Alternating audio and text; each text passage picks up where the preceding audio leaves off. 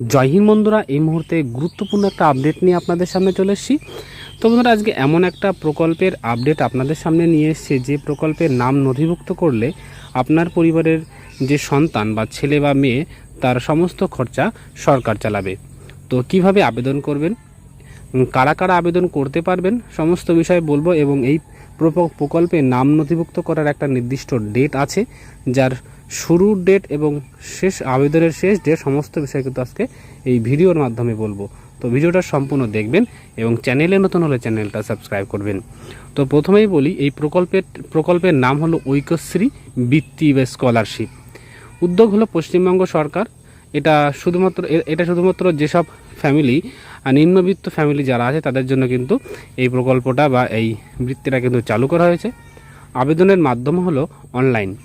কারা কারা আবেদন করতে পারবেন এই বৃত্তিতে জন্য আবেদন করতে হলে ছাত্রছাত্রীর নিম্নলিখিত যে যোগ্যতাগুলো পূরণ করতে হবে সেগুলো হলো: 1, প্রাথমিক ও মাধ্যমিক স্তরে আবেদনের জন্য সর্বনিম্ন 50% নাম্বার পেতে হবে। অবশ্যই আপনাকে যে আপনার ছেলে অথবা মেয়ে সে যদি পরীক্ষা যদি 50% নাম্বার পেয়ে থাকে তাহলে কিন্তু ফর্ম ফিল আপ করতে পারবে। এবং পরিবারের বার্ষিক আয় 2.5 লক্ষ টাকার নিচে হতে হবে, তবে কিন্তু আপনার সন্তান বা আপনার যে সন্তান সে কিন্তু ফর্ম ফিল আপটা করতে পারবে। এবং কিভাবে আবেদন করবেন সেটা একটু আপনাদেরকে বলি। এই আবেদন করতে গেলে আপনাদের ডেসক্রিপশন বক্সে আমি অফিসিয়াল ওয়েবসাইটের লিঙ্ক দিয়ে দেবো, সেখান থেকে সরাসরি গিয়ে আপনারা ফর্ম ফিল আপ করতে পারবেন। ঠিক আছে? তো আর আপনি যদি না পারেন তাহলে আপনার নিকটবর্তী যে সার্ভার ক্যাফে আছে সেখানে গিয়ে ফর্ম ফিল আপ করতে পারবেন। যে প্রয়োজনীয় যে নথি, অর্থাৎ আপনার সন্তান এবং আপনার সেই সন্তানের মা এবং বাবার যে কাগজপত্র, সেইগুলো যে ডকুমেন্টগুলো আছে সেগুলো নিয়ে, এবং আপনার ইনকাম সার্টিফিকেট মানে আপনার বার্ষিক আয় এবং আপনার বাসিন্দা সার্টিফিকেট সহ যেসব কাগজপত্র থাকার দরকার, ব্যাংকের অ্যাকাউন্ট, সমস্ত বিষয় এগুলো নিয়ে, কাগজপত্রগুলো নিয়ে চলে গেলে কিন্তু ফর্ম ফিল আপ করতে পারবেন। তো কিভাবে আপনারা আবেদন করবেন সেটা ওখানে গেলে আপনাদেরকে বলে দেবে।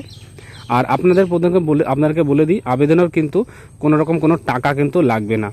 ঠিক আছে? আর আবেদনের তারিখ হলো, আপনাদেরকে বলে দিচ্ছি, আমাদের আবেদন শুরু হয়েছে 20 জুলাই 2024 এবং আবেদনের শেষ তারিখ হলো 30 সেপ্টেম্বর 2024। এর মধ্যে কিন্তু আপনাদেরকে আবেদন করতে হবে। আর আবেদন করার পরে আপনাদের যে মোবাইল নাম্বার দিয়ে রেজিস্ট্রেশন করবেন সেই মোবাইল নাম্বারে আপনাদের SMS আসবে, এবং SMS আসলেই কিন্তু আপনার যে সমস্ত বিষয়গুলো আছে অ্যাপ্রুভ হয়ে যাবে, এবং অ্যাপ্রুভ হয়ে গেলেই আপনার কিন্তু পরবর্তী যে খরচাগুলো সেগুলো কিন্তু সরকার দেবে। তো বন্ধুরা, কতটা ইম্পর্টেন্ট লাগলো সেটা একটা কমেন্টস করে জানাবেন। দেখা হচ্ছে নেক্সট ভিডিওতে। ততক্ষণ সবাই ভালো থাকবেন, সুস্থ থাকবেন। জয় হিন্দ, জয় ভারত।